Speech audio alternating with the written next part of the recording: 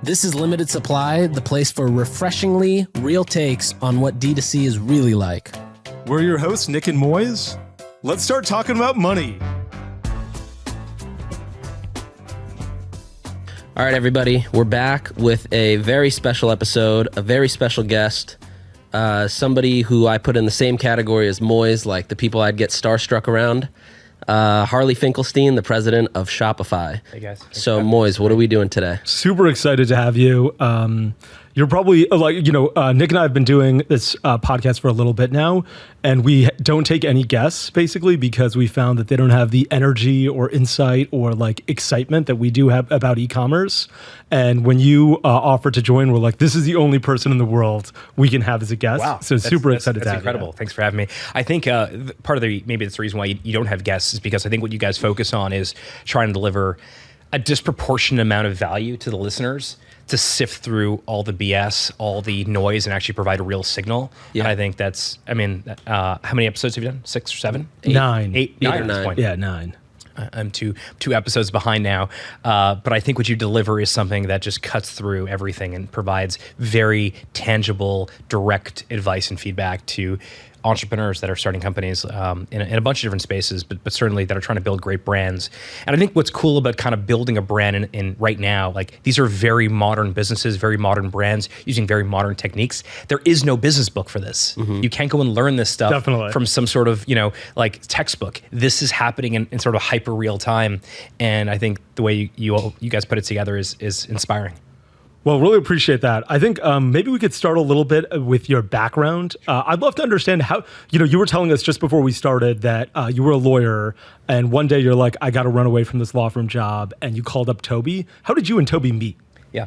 So I was born in Montreal. I grew up in South Florida, went to McGill University in Montreal for undergrad. Parents got into some trouble. My dad in particular got into a lot of financial trouble in 2001. And I had to start making some money to support myself and support my mom and 2 much younger sisters. And I'm not sure you guys know much about Montreal or sort of like the history of Montreal, but Montreal is very much a city of immigrants. Mm-hmm. My father came there as an immigrant in 1956, but it has a very large, deep immigrant culture. And I think through that, it also developed a really big apparel industry, which they refer to as a schmutta business, which we're in New York right now. New York also has a very deep schmutta history. So I needed to make some money. A friend of mine convinced me to start a t-shirt company while I was at McGill, a student there, and ended up selling t-shirts to universities all throughout undergrad. What was it called? It was called Fink Inc. at the time. Fink Inc. F-I-N-K-I-N-C, Fink Inc., which is a silly name. The truth is, every check was to a numbered company, so like there was no brand by it. It was really more like you guys went to college, like the bag, t-shirt, hat you get the first day of school. Yeah. They call it orientation or frosh or 101 week. That was all we really did. We did it for a number of universities across Canada. The only advantage we had was that I was a student selling t-shirts to other students. And so I think the reason that I was able to drum up some business was rather than create these very traditional sales cycles, I would go in with a bunch of t-shirts and said, hey, I pre-printed what they're going to look like.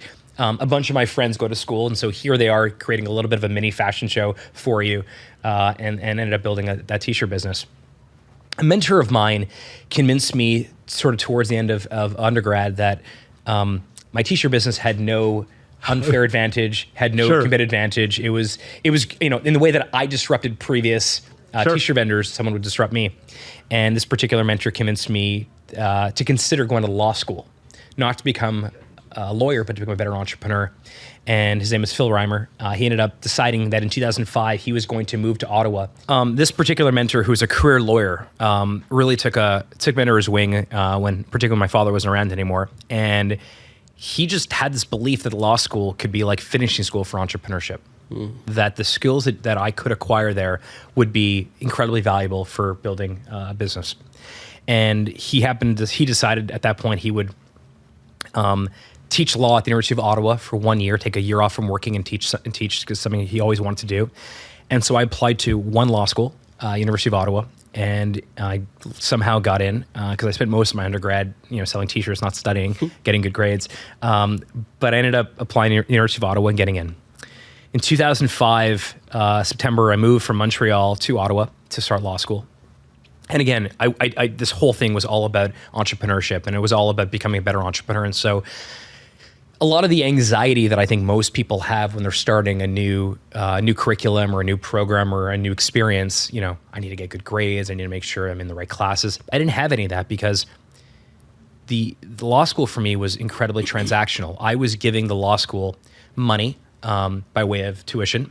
And in return, my expectation was that they were going to give me skills. And the onus was on me to pick up those skills, but I was looking for a good return on my investment.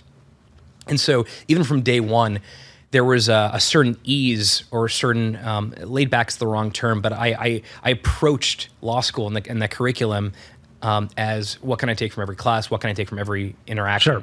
And in that way, it was really valuable. And in fact, he was right. I mean, law school, just to fast forward for a second, law school was incredibly valuable for me. I went to like one of the best public high schools in South Florida. I went to What public? We're in South Florida. I grew up in South Florida. You did. I went to Spanish River High School in Boca Raton. Okay, gotcha. Yeah, where did you grow up? Pineview in Sarasota, Florida. Okay, well, nice. So West Coast. Yeah, West Coast. Okay. So I was sort of, not too far. I was kind of, north of Miami, north of Fort Lauderdale was Boca. So I went to a great public high school, but didn't learn how to write well. Went to McGill, one of the best universities in Canada, one of the best universities in the world. Didn't learn how to write well. So law school, fundamentally, one of the biggest takeaways was you write a lot, as you know. I mean, sure. You went to Harvard Law, so that's a whole different level of law school. But you learn how to write a lot. You also learn something that I think is really valuable, which is to read thousands and thousands of pages and pick out the one or two things that really matter most.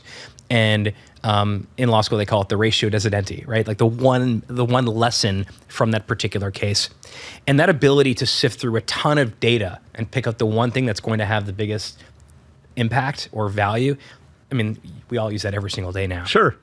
And probably the third thing that I thought was really valuable was this idea of like really good debate. That you have an idea, you have a concept or a belief, and you have two sides to debate the belief, one for, one against. And in undergrad, there was debate club. In law school, there was moot court, which you probably did a bunch of too. So in actuality, law school was incredibly valuable to me from sort of a finished school perspective. But I moved to Ottawa. I'd never been there, had no friends, had no family there whatsoever. And one of the things that I learned about myself early on in undergrad was that my tribe were entrepreneurs. I mean, the reason I'm sitting here is because, like Nik, you reached out and you're like, hey, I got this podcast, and we started talking. Like, we've never met in person, I think, until now, right? DM for probably a couple of years. Many years, right? Years. So, and you've been super helpful. Oh, thank you for saying that.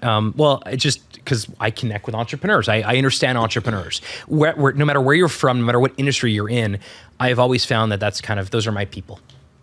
And so I began to ask in Ottawa where the entrepreneurs hang out. And I was directed to a local coffee shop in Ottawa. It's called Bridgehead, still there today. And I walk in, and there were a group of entrepreneurs that effectively were showing up every Friday night. We called ourselves the Young Entrepreneurs Club, which was a totally lame. Did you meet Toby in a coffee shop randomly? And one of those entrepreneurs, I can tell you the rest of the group. The group was Sam Zaid, who was running Get Around in San Francisco. It was Aiden Mirzahi, who had Fluid, who now has Fellow app. Sure. Yeah. It was Luke Levesque from TravelPod, who's now Chief Growth Officer at Shopify. Wow. He sold TravelPod to TripAdvisor, ran TripAdvisor for a while. And it was Toby. Wow. And so this small group of it's like a entrepreneurs- Shopify mafia, like a PayPal mafia from Canada. But it's reverse, right? Like at that point, like nobody, like we were all kind of just building our stuff together, and we all started hanging out. And I met Toby, and Toby, this is around 2005 or so. So he was just transitioning from selling snowboards, which he had, he started the snowboard shop. This is a very famous story now, because he moved to Canada, met a girl, Fiona, and he couldn't get a job, so decided he wanted to make some money, sold snowboards, didn't like the software on the market in 2004. It was either like marketplace or it was custom software. It's nothing really in between.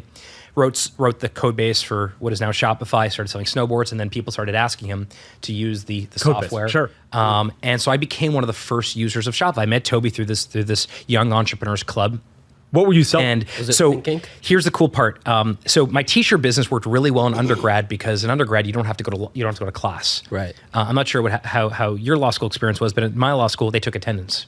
That was part of the overall grading schema. Wow. Was also based on attendance. And also they did sort of the Socratic method thing where they'd call out a random name, and if you weren't in class and you didn't answer the question, not a good thing. So Did you learn that the hard way? I didn't, because I was too, again, I was trying to derive as much value from law school as possible. So showing up to class was kind of like a thing to do. Part of it, yeah. It wasn't just about getting good grades to get a good job. I wanted to actually, learn, get knowledge from it. And so I had to go to class. And so I sort of recognized very early on in law school that the wholesale promotional product business that I had in undergrad was not going to work well in law school, that I needed to kind of shift towards a more digital version of and do retail that ran concurrently while sitting in class. And because of my relationships in Montreal and the sort of the schmutta business, I had some connections to people that had big licenses. So licenses to Batman or Spider-Man or Superman, a bunch of other things. Paul Frank was one of them. I remember Paul Frank. And so I was like, I'm going to set up an online store. It'll be direct to consumer. It's going to be a virtual store, and this way I can actually go to class and make money while I was learning. It ended up becoming, I think it was store 137. Wow. Plus or minus like 2 on Shopify. And what was this one called? It was called Smoofer. Okay. Do you remember your shop domain? I do. I'm not going to tell you what it is. But it's although Smoofer.com is not. It doesn't exist at all. I checked it a couple of months ago. It's just some random site. But it was a really fun experience for me. And I spent all of the rest of law school, taking as much value from the law school curriculum, but also building Smoofer. And I did a joint law MBA, so finished law school, finished business school, went to Toronto to practice law for 10 months. And I absolutely hated it. I thought it was the antithesis of entrepreneurship. Entrepreneurship is meritocratic. It's about, how much value you add. No one cares about your last name or how long you've been there. They care about how much value you add. And the law firm environment was just the opposite of that. It was almost unbearable. So I made it 10 months, and towards the end of that 10 months, I called Toby and I said, I would really, really love to come help you and a handful of others, mostly engineers at that point, build Shopify. And that was about 13 years ago. And how many people were at Shopify? At that point, when I first spoke to him, there was under maybe 6 or 8. And now how many? By the time I joined, I think it was closer to 16. Oh, wow. And you guys had a real office at that point. Once it was 6 people? Yeah, we were working out of that same coffee shop. We were, at that point, Toby had moved out of a coffee shop to a much smaller office. Yeah. And then when I joined, we were on top of this restaurant, a buffet restaurant in Ottawa. It's called Tucker's Marketplace. And then I joined in early 2010. And what was the first day like? So it's you and a dozen engineers and maybe a couple other people. What's the first day like? It was amazing. It was you both remember the early days of starting. You are driven by sheer force of will, ambition. Yeah, just like the excitement of the group. The unknown of what is possible. Right. There is no room for pessimism or skepticism. There's so much interesting opportunity. And when you're in a room like that with a bunch of other people who you deeply respect and you all have one clear mission, there's nothing like it. Mm-hmm. And I think the first year or so, I felt that my job was simply to be a Swiss Army knife, to add as much value as I could. I was sort of technically we didn't have a CFO, we didn't have a CMO, we didn't have we had nothing. I was fresh out of getting my law degree and being called to the bar. Although I was a terrible lawyer, but if anything needs to get done on the business side or operational side or legal side or financial side, we kind of just all figured it out together. I think Shopify's finance department at that point was literally ran by a Ruby script that Toby had written. Wow. To do reconciliation and make sure we were able to have some semblance of integrity with our finances. We had not raised any money at that point. And so we had 1 or 2 angel investors, one of which was Toby's father-in-law. But that was it. And those guys did very well. But it was some of the most fun, interesting, and difficult, challenging times of my life. And I wouldn't have traded it for anything. And how did you get you had 100 some stores on Shopify at that point. How did you start getting new ones on there? Was it organic? Everyone's just hanging, hears about you guys in this coffee shop and building snowboards, and they're like. A lot of it was organic. A lot of it was, one of the cool parts about the Shopify early days story was that Toby was writing this code in Ruby on Rails. And there were really only 3 or 4 companies at the time that were really building anything of meaningful scale using Ruby on Rails. It was 37 Signal guys, David Hennemer Hansen, Jason Fried. It was Twitter, I believe. I think that was it. I think Shopify was sort of the third. So one of the things that was really cool was people that were deeply involved in the Ruby on Rails community, and Toby was a core contributor of that community. They were following along. So that was sort of one aspect of it. Another aspect that I recognized fairly early on was that I think just before we started rolling, we talked about Pointer and your work with Chris. And Chris is a local Ottawa partner. And I'm not sure he was around then, but there were a couple agencies and freelancers that just very serendipitously found Shopify and began to do a couple builds for their merchants and brands, which was really, really cool. But at that point, it was mostly word of mouth. The one thing that happened early on, which was really cool, you guys may remember this. People listening may remember this too. We created the Build a Business competition in 2010. Yeah. You guys remember that? Yeah. And that was really neat. It was sort of an idea that we dreamt up with Tim Ferriss. Tim had learned about Shopify and thought Shopify was really cool. But his one issue with Shopify back in 2010 was, okay, you guys are making entrepreneurship seem really easy and very affordable, but for most people, it's not either of those things. It is complicated and expensive. And so the intention with the Build a Business competition in the early days was really to get to a point whereby we would give people a proverbial kick in the butt to get started now. And the way we did it was we said, hey, sign up for a new store on Shopify. After 6 months, we will review everyone in that cohort, and the store with the highest GMV would win $100,000. And at the time, I don't even think we had $100,000 in our bank account. So we were hoping that by the time the competition was over, that we would eventually have the type of money to pay it out. And I'm going to get this number wrong, but it was in the vicinity of I think it was 1,200 stores had signed up in that period of time.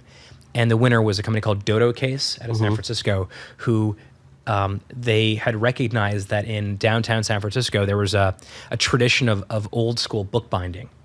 And these bookbinders were not actually, that industry was not going very well. And so they went and found these great bookbinders. And instead of creating books from their bookbinding techniques, they created iPad cases. And I think Obama had one. And it was in a famous photograph of his.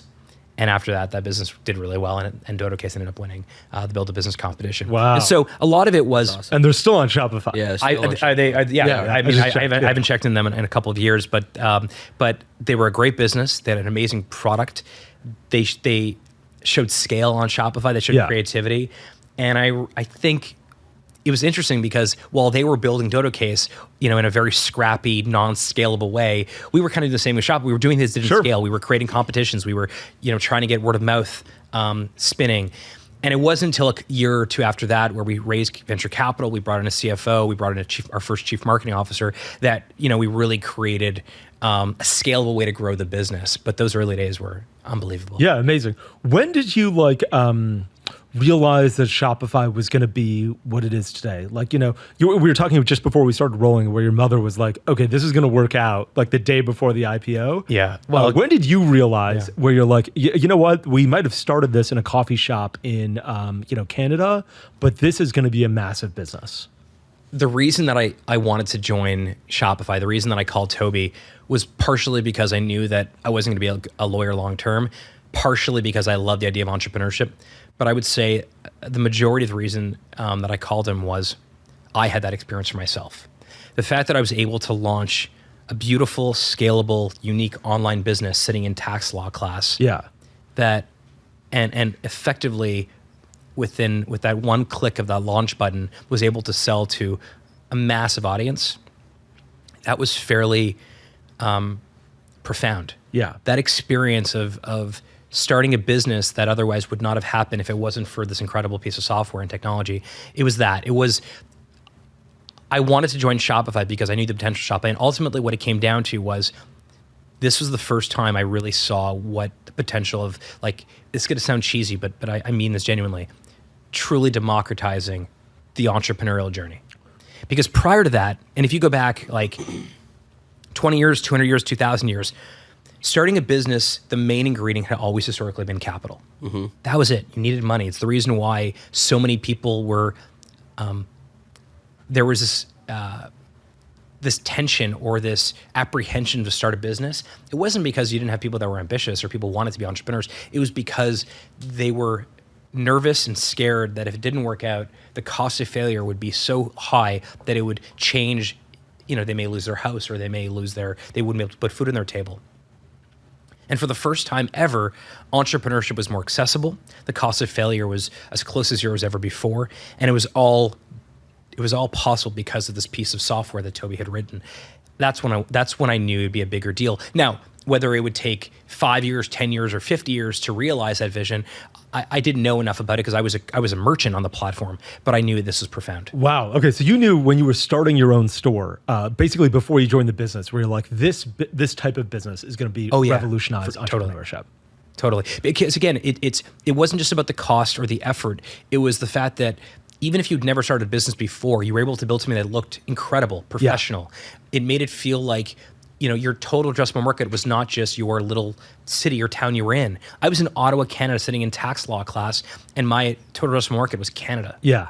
That was something that was amazing. My grandparents could never have even envisioned something like that. Yeah. Mm-hmm. I'll tell you, I started e-commerce because of one of the same reasons you mentioned, which was the cost of losing was so low. Yeah. The cost is so high with SaaS businesses like Shopify because you invest so much time building that software. With e-commerce, you're like, let's see if this works. If it doesn't, I'll shut it down and start another business, 48 hours later. And it really reduces that cost of entrepreneurship. It's really amazing.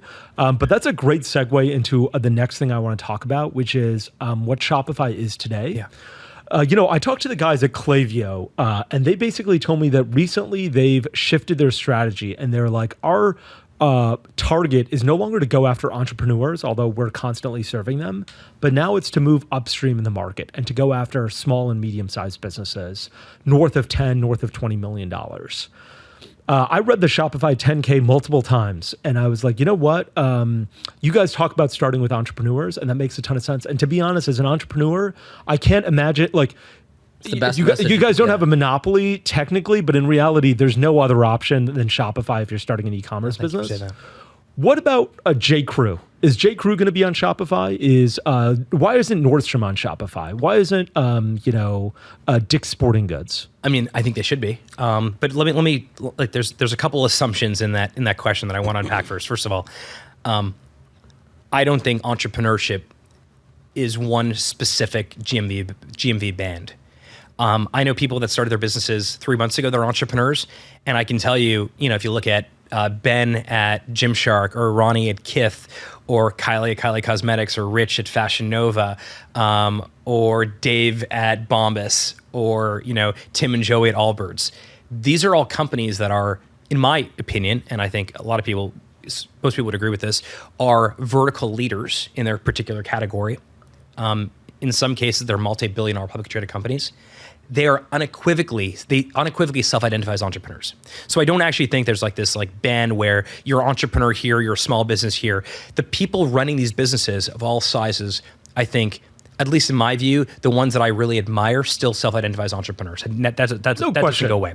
But the key to Shopify, just to answer your question directly, is that we want to have the widest top of funnel possible. We want to make it so that anyone that has an idea in the shower in the morning, so I'm talking about aspirational entrepreneurship.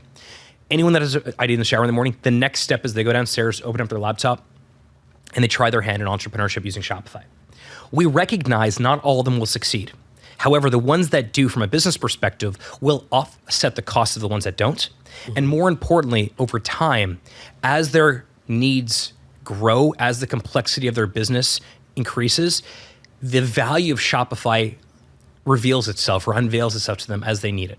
And so initially, if we just sort of look at Shopify Plus, for example, Plus was started as a graduation for the most successful merchants on Shopify.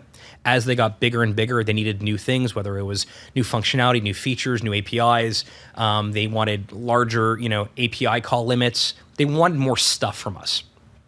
And so this idea of this graduation, that's what it was for. It was for homegrown success stories. And that's all the stores I just mentioned are homegrown success stories. Figs, for example, these types of brands that start with us, go really large, never leave the platform. But something quite remarkable happened in the last 5 or so years, and much more so in the last 2 to 3 years, which is that a lot of larger existing companies, whether it's Mattel or it's Crayola or it's Procter & Gamble or it's Staples, or Spanx, companies that already had existing large businesses migrated to Shopify Plus. And so that's not to say, I don't know, maybe J. Crew will come to Shopify at some point. I don't know why they wouldn't. I don't understand all the puts and takes of the Nordstrom business model. But my hope is that at some point, all those brands, if you are running a modern brand and you are multi-channel and you want to future-proof your business operations, my hope is that one day it is a bad idea to not use Shopify. A few weeks ago, I got a call from the chairman of Tom Ford, and he was basically saying that their UK store needed some assistance. And he was like, can you put together a quick presentation, come to our office and present it? And so I did that. I get there and I'm like, your first mistake is you're not on Shopify Plus. You're on Salesforce, and you can't use a Salesforce store without 3 clicks to checkout. You're probably losing millions of dollars just with that one issue there. Yeah. Why do you think that, so first, I completely agree with you.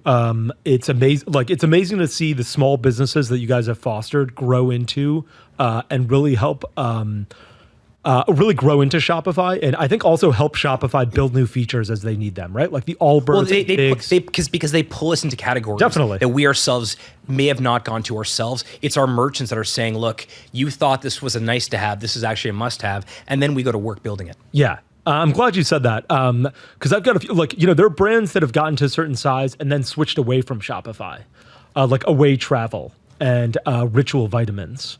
Why do you think those brands switch away from Shopify instead of staying within the ecosystem? You've proven that publicly traded companies can sit on the Shopify platform.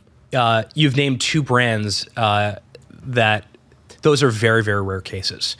It happens from time to time. And those 2 brands in particular, I suspect at some point will come back to Shopify. In fact, I'm certain of it, and I hope they're listening because I would love to re-migrate them over if I can. But that almost, to be totally, this isn't a flex of Shopify, but that almost never happens. In the case where it does, you can talk like Tommy John. Someone convinced Tom that he should leave Shopify and go to what I guess this person thought was a good idea, go to BigCommerce. So he left in February, and as of last week, he remigrated back to Shopify. Ooh. So we do see sometimes where someone gets hired in a company and they want to sort of substantiate or demonstrate their value. And so they're like, especially if they're like running e-commerce, they're like, we need to do something big and let's get them off Shopify and onto something else. More times than not, they come back to the platform.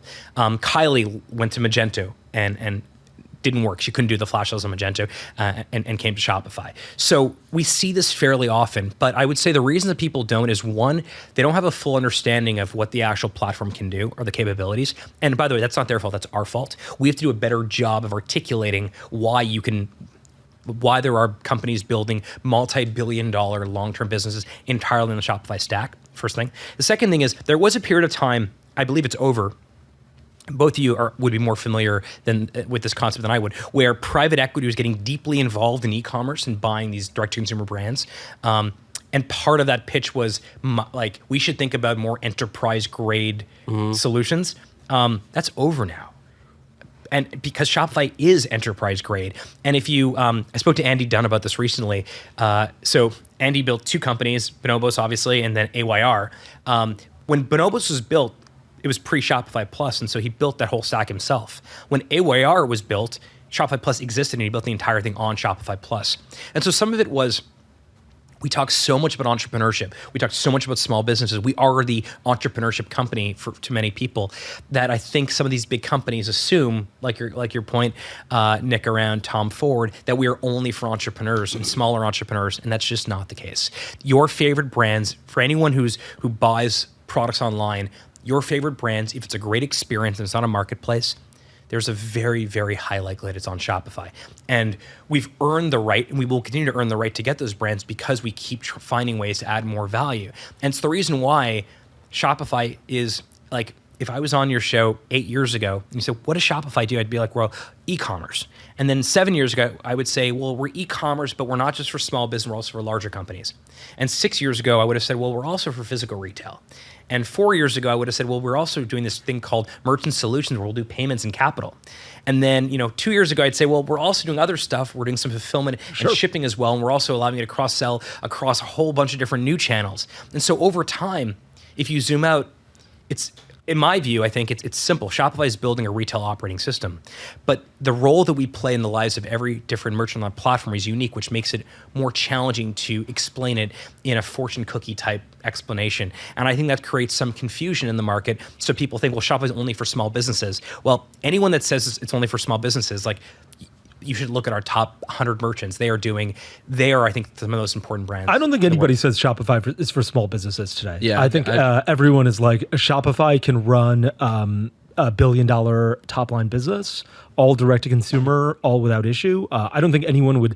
I think if you believe that, or if you think that people would say that, it's because you've been working at Shopify for so long. Where you remember, perfect. It was a small, Yes. it was a small That's business focused entity. Today, nobody would ever say that. I do think, though, back to your point about people that leave Shopify, it really doesn't happen very often. When it does, there's something there that is usually not around product or around technology, around software. It's often that someone got hired or someone took investment from a company and they have a relationship with somebody else. Yeah, I can tell you the two companies that I mentioned, Away and Ritual, I'm very familiar with them. And I remember when Ritual left, it was several years ago, and it generally was around product. And I'm glad we're going to talk about product. I think what you said was a great segue into product. And as a Shopify user, and Nik is a Shopify user, I think we both felt frustration. Well, let me start by saying first that neither Nik nor I would be where we are today without Shopify. Wow. Yeah. And so when we say this, we come. No, please. When I say this, I come from a place of like love and care and support. Yeah, lots of love. Toronto is my Mecca. Okay. That's where I pray 5 times a day, and not into Saudi Arabia. So I say this from a place of I want to improve the product, and not from a place of like what the fuck is going on. Sure. Yeah. But from a place of to the extent that Nik and I represent entrepreneurs and a bunch of direct-to-consumer businesses, frustrations that I think they all feel. Sure. And we have a unique audience with somebody who has the power to you're basically the president of the United States to us in our community. Okay. And so you're the one who is able to snap their fingers and make it so that healthcare is free in the United States. And so I'm going to ask you to about a bunch of things when it comes to product. Yeah. Let's talk about that. But before you do, I mean, one thing that I think is important is that it is really easy. Sorry, I shouldn't say it's really easy. It is easier to build software that does everything for everyone. It is far more difficult to create software that is opinionated to the point where getting started, it's easy, it's simple, it's almost a delight to start a business on Shopify. But that same code base, as you scale and you're doing billions of dollars of sales, and you need things like cross-border task compliance or some sort of crazy subscription model, it also works as well. And so part of the challenge that we have, and it's the challenge that drives us more than pretty much everything else, is how do we make software that is so good for that person that has the idea in the shower, but also good enough that American Girl can use, or Spanx can use, or any of these Rebecca Minkoff can use as well. And that's where it becomes quite challenging. And it's certain times, we've been pulled into directions whereby merchants want us to do something, and it is not what most merchants need most of the time. And so we'll say, look, we may create some APIs and let third parties build on top of it.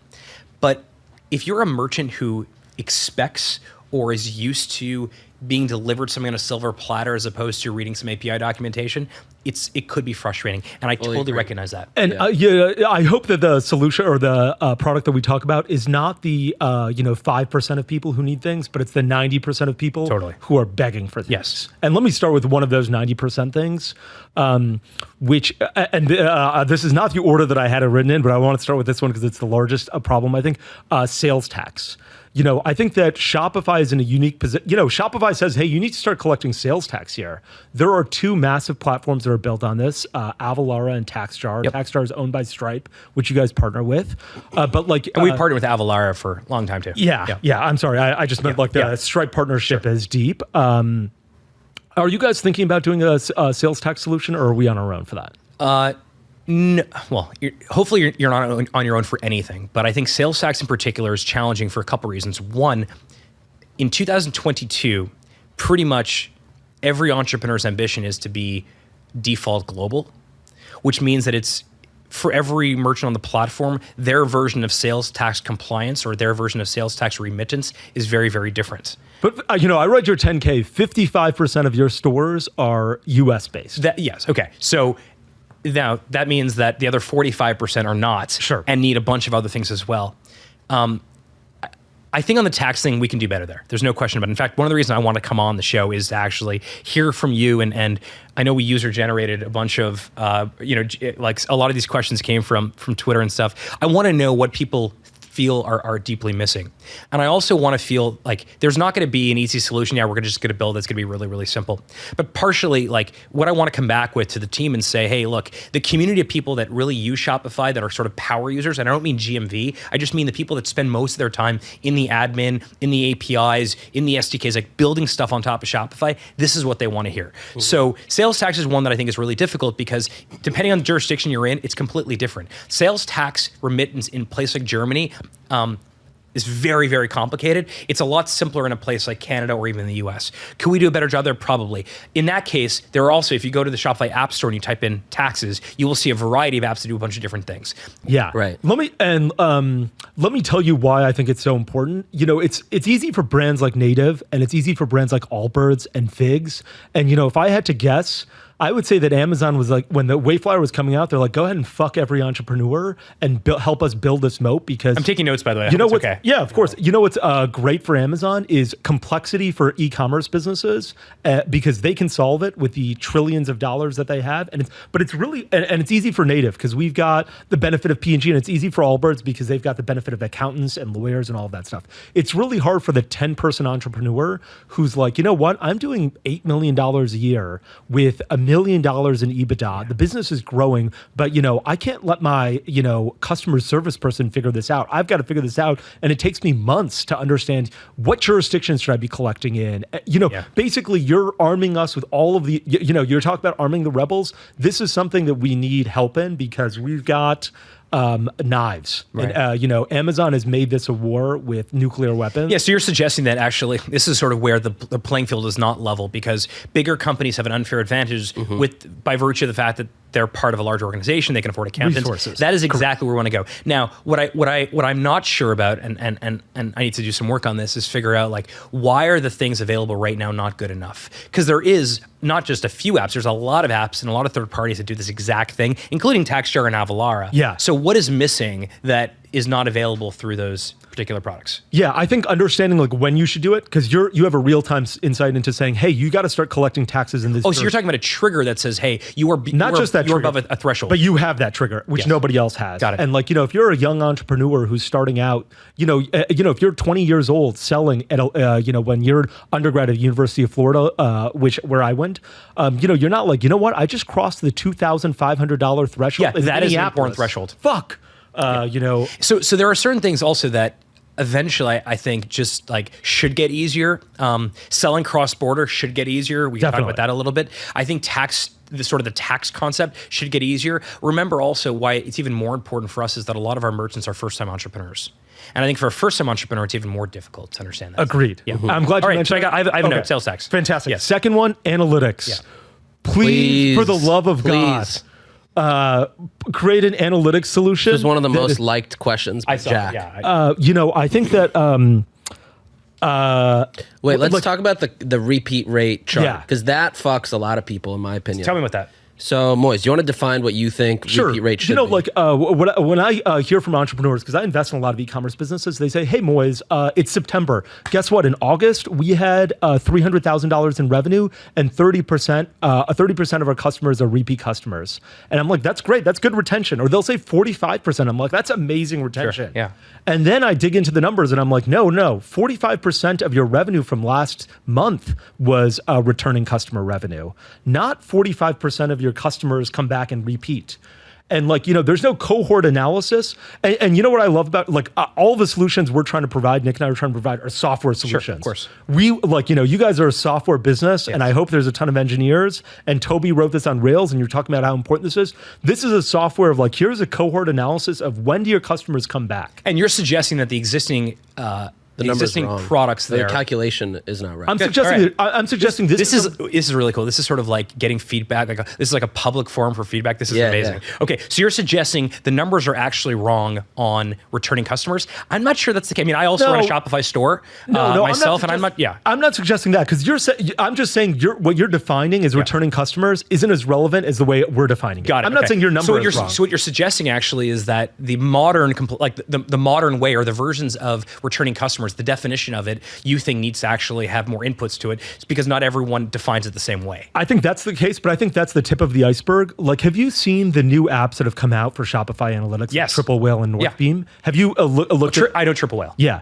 And what do you think of those solutions? They did an amazing job. I think Triple Whale is really cool. We've experimented with it for Firebelly, which is my little side hustle that I use myself. By the way, one of the reasons that I started Firebelly Tea was for this exact reason. Yeah, that is one thing for me to actually like be in the company, present the company, talk to the world about the company, but actually using it as a user. So we are now, we'll get to fulfillment and logistics later on, I'm sure, but one of the reasons that I wanted to do this was I wanted dog food, everything myself. Ooh. So actually I'm now watching from like literally from factory to the end consumer, the entire stack of shipping and fulfillment on Firebelly. The only way for me to tell people, hey, that Shopify logistics can be like world-class, can help you not have to think about it anymore, is for me to actually experience it myself. So the analytics side of things, I have not experienced that. I actually find that our analytics gives me way more information than I think I actually need. But what you're suggesting is for some businesses, they actually need a different definition of what it is. And so if we're determining, hey, this is what returning customer looks like, and they're thinking it's a different definition, that doesn't make it helpful. That's a good piece of feedback. So I guess here's another question. At Firebelly Tea, do you know how many customers from August 2021 have purchased again? Like yes, what percentage of customers? Yes, and you get that through Shopify? Yes, I did. Okay, gotcha. Yeah. And then I'm not sure what your definition of returning because I'm just looking at their email addresses. So I like one of the things that I pull out and we just put into a spreadsheet is to look at returning customers for two reasons. One, obviously, those are our best customers. We want to make sure they get like early access to stuff and show them love. But also, in many cases, the cost of customer acquisition was paid a year ago. I'm not actually spending any more money to get them again. Yeah, that's the best part about returning customers, and the best part about running businesses that have returning customers is that. I guess what I'm saying is, let's say 100 people purchased August 2021. Yes. You can tell how many people have purchased again. How many of those 100 people have purchased again using the Shopify Analytics dashboard without exporting, without anything else. Yeah, because I'm like there is literally like a section in the admin that says returning customers or your best customers. But you're suggesting actually that is missing some input, some variable. Yeah, we'll get into more detail about it. I'll get into more detail about it. But I guess so I think analytics is super helpful. Salesforce. And I think the reason that Triple Whale and Northbeam and all the analytics solutions are on fire as businesses is because people are saying, hey, I'm missing this from a Shopify perspective. But just to be clear though, because like I know we're not talking about just partnerships here in general, but one of the things I do want to point out is that actually is functioning kind of the way we want it to, which is that we want to create software where it pretty much gives most people most of the time everything they need. Mm-hmm. For more of the power users or more of the pro users or more of the plus users or whatever you want to call them, 80% of what you need you get out of the box. It's world class. I mean that's everything from all the stuff that like the storefront, that's inventory, that's the way you do checkout. Like that is the stuff that really, really matters. That last 20% is going to be very unique to every particular business. And actually, not only do we want to encourage third parties to build on it, we love that those third parties do. Of course. In 2021, Shopify did approximately, $5 billion in revenue. Our partners did $32 billion in revenue. Our partner ecosystem employs something in the neighborhood, I actually wrote this down because it's such an amazing number, something in the neighborhood of 650,000 people in the Shopify ecosystem. In many ways, now, that being said, if there are deficiencies in the product, we obviously want to fix those things too. But what you're describing, Moiz, is that ultimately I want to have partners build on top of the platform because what it extends the platform, and it means that every single person has 100% product market fit. Now sometimes, and maybe we'll get to this also, there's something that a third party has built for us that actually because it's a dynamic definition of what most merchants need most of the time. It becomes something that actually should be built into core, and then we will begin to build it. I mean, Shopify email, for example, is a good example of that. For a long time, we relied entirely on third party for email marketing. And there was a particular point where we realized there are some staples of email marketing that everyone wants to use. And so we built Shopify email. There's still lots of space in the email marketing world for Klaviyo's and tons of other companies to build on top of, but we have to do that really, really well. In the case of analytics, maybe that's something that falls into the category as well. But someone building, like Triple Whale building on top of Shopify is actually how it's intended.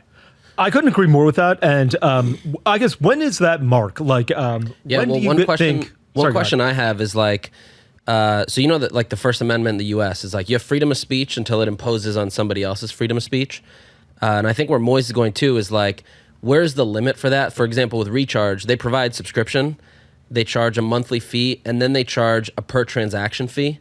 Like, where's the limit until where Shopify says, okay, if there's 10,000 merchants paying $500 a month and 20 cents for every transaction and 1% for every transaction, that's not arming the rebels, in my opinion. What do you think? Okay, so subscriptions is a good example. In 2020, we announced our subscriptions API. I think it was reunited, sort of in the middle of COVID, or at the onset of COVID. Today, sitting here in September 2022, there are, I think, like a dozen subscription apps built on top. Now, I won't necessarily speak to all the pricing model of all of them because I'm not aware of how everyone prices, but fundamentally, that's kind of the idea, is that we have this incredible platform, API, whatever you want to call it, where these third parties can come and build on top of. And you may not want to use one of them because it's too expensive for you, but maybe there's a piece of functionality in that particular example you just gave that some merchants really, really want, and they're willing to pay for it. Mm-hmm. In other cases, other merchants may say that is way too expensive. Either I'm going to build some sort of private app for myself, or I'm going to find an app that is less expensive. But providing that variety and optionality in the app ecosystem is how it's designed to operate. Now, to answer your question directly, there is a threshold. I mentioned email marketing before. Email marketing is a good example of that, because the threshold was most merchants most of the time needed basic functionality around email marketing. That was the threshold for us to say, let's start building it. And prior to that, we just weren't seeing that as much. It just wasn't as prevalent, so we relied on third parties. But even in the case of email marketing, we still left so much room and so much space in the ecosystem for third parties. Like all these email marketing companies are still doing very, very well. That is very much intentional. So the threshold it's not necessarily a particular number or a particular percentage of merchants. It's just, we have a really good feedback. The reason I come on these podcasts and I speak to both of you regularly on Twitter is I think we have a really good feedback cycle, more so than most companies. We actually listen, and you can sort of tell both from analytics and data, but also anecdotally, okay, this has now jumped the threshold. It is now something we have to build ourselves. Got it. I'll tell you from my perspective, and I think from a lot of e-commerce perspective, first, that's fantastic. I'm glad that you're listening to consumers like that and merchants like that. That's amazing. And we really appreciate it. But I would say that you're probably 18 months to 2 years too late for most merchants who have those hair on fire problems. Like the subscription app platform, when you open up the subscriptions, that was amazing. There are a bunch of different competitors now. I think everyone would love Shopify to build their own. And I'm not, when was the first iPhone you bought?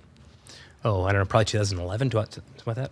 I bought the first one that came out. I remember waiting in line and paying Steve Jobs announced it and I went and got it. It's like 07, I think, right? Yeah, I think it was 06. Yeah, it was so much money. And, at that time you had to download an app for 99 cents or a couple of years later to have a flashlight.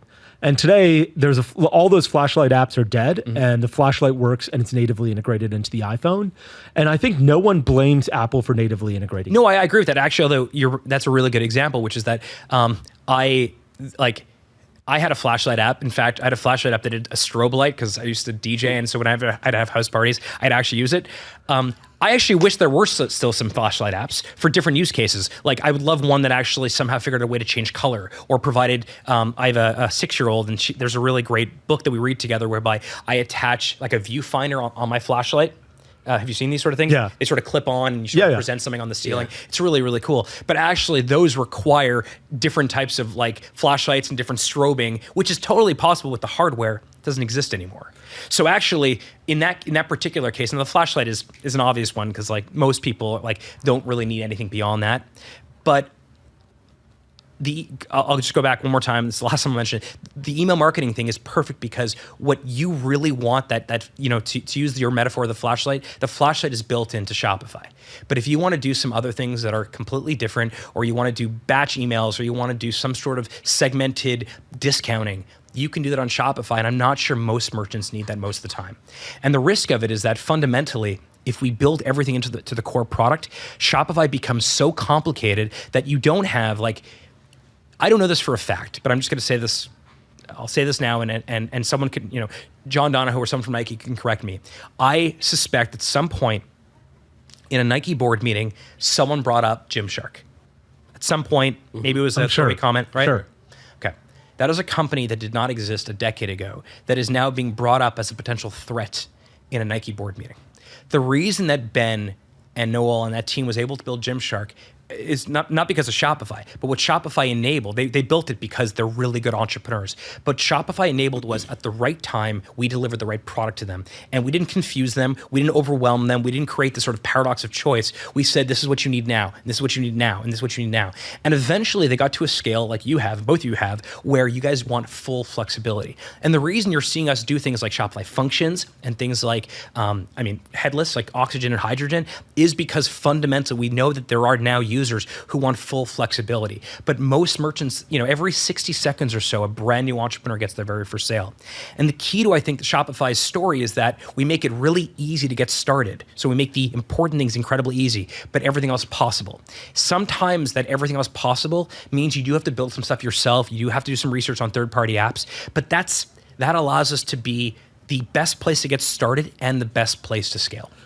I think that's great, and by the way, I have your notes here, Sure. analytics and sales tracks. I will this is something I will go back and talk to the team about because this is the type of feedback we need. But just University of Ottawa is a very good law school. Maybe, but there is. Thank you for saying that. But there is truly value in having this ability to stretch up market, not necessarily shift up market. If you look at every other platform that saw sort of the upmarket as being incredibly valuable, which it is, and has shifted, they missed out on the most important thing, which is where do people get started?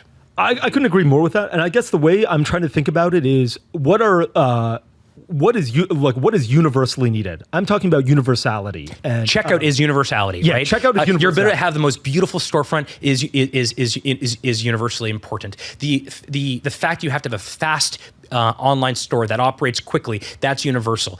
But sales taxes in America, one is not universal because a lot of people have third parties helping with it.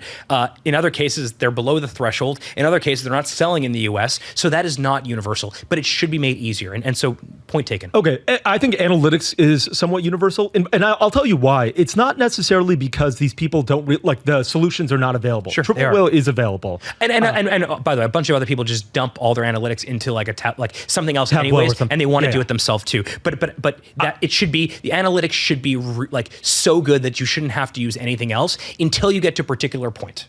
I think where I'm coming from is, the way I built Native was I would constantly go to better websites and be like, what are these guys doing? Because they're spending money. For sure. And how do I do the same conversion rate optimization? Yeah, that's right. How do I understand the analytics that they're talking about? And I think that was easier for me because we had some investors. We were based in San Francisco and surrounded by a bunch of other entrepreneurs. But it's more difficult for the guy who runs a Shopify store in Omaha, Nebraska. Yeah. And he says, analytics, I didn't know that this was, you don't know what you don't know. And I didn't know these analytics were important. I didn't know that I should email my customers 120 days after they purchase because they're most likely to place a second purchase then. Yes, but that's, sorry to interrupt you, but that is the reason why in your admin, you see this beautiful block that says, these are your best customers, you should send them an email. Now that doesn't necessarily work when you're at a particular scale because now you have thousands of best customers and stuff like that also. But that entry, that gateway into entrepreneurship, we're trying to make it really easy. But I think you guys have done a fantastic job of that. But you're right, it has to scale better. Yeah, I'm trying to say that, the person who has an idea in their shower comes to Shopify and is incredibly happy with Shopify. And I'm not trying to say that you're not servicing them. You're servicing them better than they could have ever imagined. Sure. Like they're going to get out of the shower and be like, holy cow, I did not realize. But can we do better? We absolutely can do better. I think once they start scaling a little bit, they're like, wow, I don't know what I don't know. And here, I'll give you one more example. When Native launched, we were on WooCommerce. Okay. And we Why is created that? Why did you decide WooCommerce? a couple of reasons. One, it was free. Okay. And two, it was more customizable. And this is exactly, let me tell you what literally changed the business and made me, let me just get into the details. One time we decided to launch a post-purchase upsell. Okay. And so what would happen is you've completed checkout. I've got all of your payment information. I've got your Stripe token. I've got your address.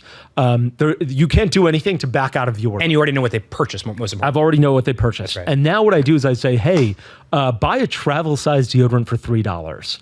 I'm already shipping this package to this customer, so the travel-sized deodorant costs me 70 cents. Yeah. It doesn't cost me the more than marginal 70 cost cents. on it is very little. It's just the 70 cents.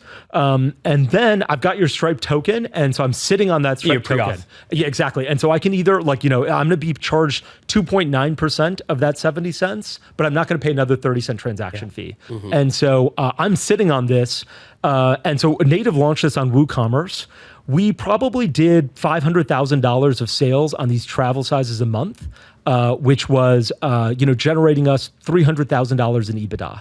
Out of our $800,000 in EBITDA, $300,000 was coming from this post-purchase upsell. Amazing. Which was, a godsend. Yeah, of course. And that was per month. I was just like, this thing is making us a fortune. And it was because we could do a post-purchase upsell. And the reason I found out about it was because I was networking with a bunch of e-commerce entrepreneurs and trying to figure this out. But if I was in Omaha, Nebraska, or at University of Florida, sitting in class trying to create a product, I would not have thought about this. But if Shopify had been like, hey, we have this post-purchase upsell, it's really easy to integrate. Just decide what product you want. What do they buy and what product you want to sell to them? Yeah, although by the way, that's I bet your GMV incredible. goes up 1%. By having the right post-purchase. Yeah, 1% across all merchants. The only I will, and I'll bet you $1,000 today that happens if you integrate it. 10,000 actually. The only I disagree with on that is I actually don't think the person in Nebraska or in Gainesville, is that where it is?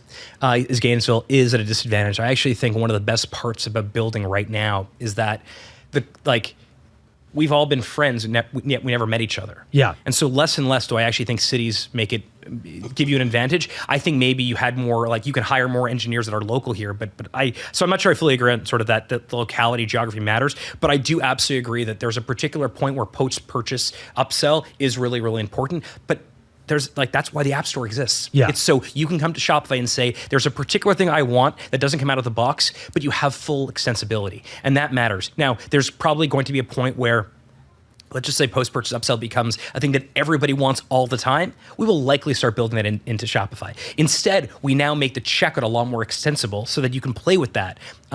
But there's also something that we haven't really talked about, which is sort of this idea of opinionated software. And I have to sort of spend a second on this, because one of the things that there's sort of two ways to look at Shopify, saying and the product, and say, well, you don't do these sort of things. You rely on third parties, and I can say, well, we like that because third parties allow us to extend the platform in ways we never would have thought. It means everyone gets product market fit. But there also is this thing about when you build opinionated software, if you do it for the right reasons, it's actually really valuable. What I mean by that is, if too early on in someone's journey as a merchant, as an entrepreneur, if what would happen is we would give them too much customization around something like checkout, a lot of people would break the checkout. Or worse, Sure. If you break the checkout, you know nothing's happening, you don't fix it. What's way worse is that you don't optimize it properly. In fact, it's at a point where you're making sales, but you are losing so much opportunity. And those are some of the things where, when you're a big company, when you're native, you can go in with your team and you can say, look, I'm going to make some changes here and it's all going to be fixed. When you're a small business, that may be the difference between actually succeeding or not succeeding. And so there are certain areas of Shopify that you've seen that are incredibly opinionated. Opinionated is really important because it means we want to lead people to make really good decisions to build their business. But the key to it is that there's an asterisk after that sentence, which is, but also allow them full extensibility where they can build it themselves. So what we're talking about here, I think, is a really important philosophical aspect of the Shopify product, which is we want people to be successful. We want to help them make really, really good decisions. But at a particular point, what's cool about the software is that it opens up so that you can do all types of gnarly, interesting, unique things. But sometimes you do have to do it on your own. And I think over time, you will see the product get better in doing those things on your own. Will help guide you more. Things like analytics, for example, where most people get most of what they need from analytics. But you're an e-commerce pro. You guys are both Olympians in this sort of sport that we call, modern retail, modern entrepreneurship. And for you need to read API docs, and you have to go build custom apps, and that doesn't always feel great, but it allows us to do both things, which is make it really easy to get started and then make it fully extensible. What percentage of merchants today have done less than 10 million or less than 1 million in revenue? We don't break it out like that. Okay. Yeah. Yeah. And the reason we don't break it out like that is because, I mean, the GMV of Shopify is, last year, 600 million consumers bought off a Shopify store. We're about to eclipse, I think, $500 billion in total GMV on the platform, lifetime GMV on the platform. But the reason we don't break it out that way, and this is actually really, really important, we're all very ambitious, and I think most people on Shopify are very, very ambitious. But often what I find companies do, and they do this, I think this is a bad thing to do, is they basically say, well, they're making that customer is doing $20,000 and therefore it's not working. For a lot of people, the reason they set up a store on Shopify, one is they just want to experiment, or they want to, they want to supplement their income, or they want to be able to put a little more food on their table, or they want to, take their side hustle from a hobby and commercialize it a little bit more. And so we don't break it out in that way. We have over 14,000 merchants on Shopify Plus, and the rest are kind of the long tail of the platform. The cool part is we are seeing a lot more merchants get big much faster, which I think speaks to not just the value of Shopify, but what is happening right now in direct to consumer. Yeah, I think you're right about all of that. And, there's on Instagram, once you get 10,000 followers, and I know this from Native, they open up a lot more options to you because they're like, look, you must be sophisticated. You're using this platform. Yeah, you get link in, like the link in bio thing. Now you can actually put the link directly in your story. That's exactly right. Although I would say also that in some ways, you also have some scale. Then you have more people following you. Instagram wants you to see obviously more people. In our case, we want people to move through the journey. We want people to start. So this is a really cool story. I mean, Fig started with us in 2013 on the basic plan. 2014, they upgraded to the advanced plan. 2015, they added Shopify payments. 17, they added point of sale to some of their pop-ups. They upgraded to Plus, I think, in 2019, added Shop Pay installments in 2020, and then went public last year. Wow. That journey from like literally first sale to full scale, and that sounds cheesy, that is our favorite stories on our platform. Yeah, that's amazing. But because of that, the product has to work a particular way, which is always going to be frustrating sometimes.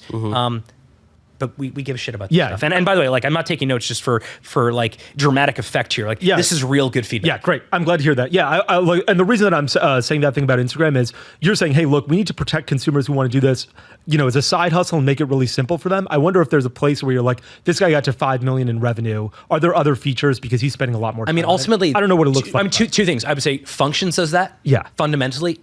No pun intended. And also, I think Hydrogen does that. A lot of people want to be able to just do some crazy custom stuff. Think about it like this. This is how I've always sort of understood this kind of headless Hydrogen thing. Shopify right now is like a bullet train as a product. It goes from have you guys been to Japan? Yeah. You've been to the bullet trains are unbelievable. They're super fast. And for the most part, they don't get off every stop. They kind of anticipate where you want to go. It's like Tokyo to Hokkaido to Osaka, but you're not getting off in small little towns. Okay. So that's sort of like Shopify core product. It's the best of what it does. There's another version, which is out there building your own custom, headless stack. And that's kind of like you're in the jungle and you have a machete and you're trying to carve your way through the jungle.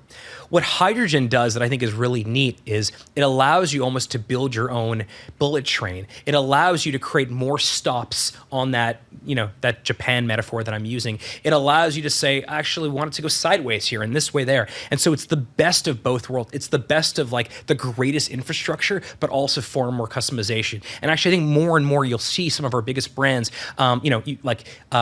Skims is using Hydrogen right now. Some of the Allbirds sites are using Hydrogen now. I actually went to go look prior to this at some others that are using it too. What's the other one? Denim Tier, I think it's called. So we have some really big stores that are now using Hydrogen, and they are able to have full flexibility. And I think that's a lot what we're talking about right now, which is when do you kind of upgrade there? And so prior to this, we didn't have that. I mean, if you wanted headless, and we should talk about headless, because I think, by the way, this term is totally ran away from us. I think that now you have a lot of people selling quote unquote headless, and it sounds fancy and it sounds really good for a lot of people, but actually most merchants would be much better off not using headless system. Fully agreed. Let me switch gears. Sorry, just to keep us a little bit on track in terms of apps, which we talked a lot about, and I appreciate all that context. And when you say, "Hey, we need universality," and what I think is universality is not, it makes me think, "Oh fuck, maybe I am wrong about all that." Well, no, I mean, actually, it's amazing. You are a power user. The reason I'm sitting here is because you use Shopify. The stress, the pressure, the requirements you put on Shopify is fucking amazing because it makes us better. It makes us think about what are we missing. Sometimes we're in our minds building this great software, trying to figure out how to make it easy, how to make it extensible. But it's actually like meeting with these companies. I mean, I have to say this, like that is one of the best parts of founder-led companies at scale. And there's not many of them. But when you were dealing with a founder-led company and a company, I mean, if you look across our, audiences is like, ran by a founder. Shop is ran inside of Shopify is ran by a founder. Like most of our core product is ran by a founder, by Glenn Coates, who created Handshake. This is a company that is founder-led, built by founders, and because of that, we really give a shit about this stuff. Are we going to get it right? No, we won't always get it right, but that's why this stuff is valuable. It's crystal clear that you care. So let me ask you one thing about Shopify apps. I've never heard of. We talked about the flashlight example before, and how Apple, decided to build their own flashlight. Apple's decided to build Mail. Calendar is, I think, a better example of that almost, right? There were a ton of these calendar apps. Yeah. Now Apple Calendar is about as good as it gets. But I've never heard of Apple really investing in one of their apps. They buy the apps, and I'm not sure if I know Shopify's bought several delivery platforms, and we'll get to that in a minute. Does Shopify buy apps, or do they just invest in apps? We bought apps. I mean, we bought Michael Perry's company when he was building Kit. We've bought apps before, and sometimes it's exactly what we're talking about here. There's a particular point where that threshold is crossed. Most merchants most time need it.